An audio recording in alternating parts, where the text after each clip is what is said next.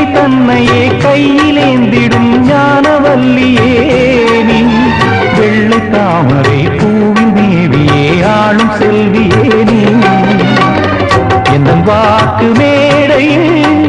இன்று ஆடும் வாணியே எந்த நாளும் மேன்மையில் என்னை ஏற்றுமேனியே அன்னை நீ அல்லவா இன்னும் நான் சொல்லவா நீதான் தெய்வம் நீதான் செல்வம் கீதம் சங்கீதம்